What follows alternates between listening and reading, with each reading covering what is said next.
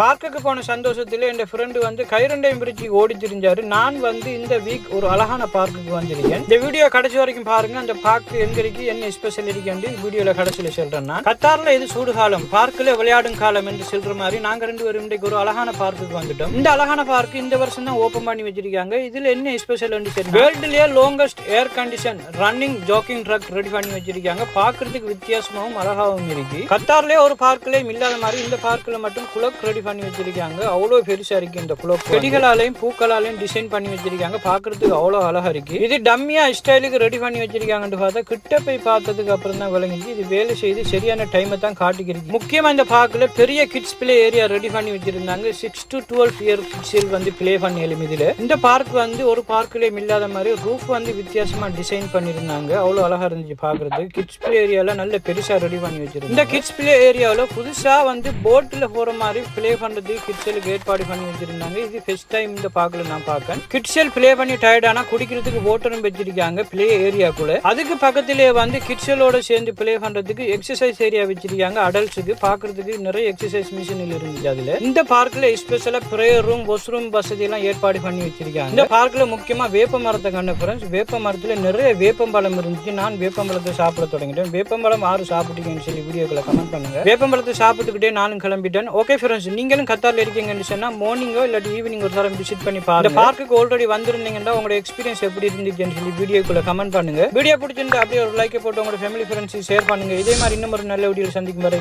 பாய் பாய்.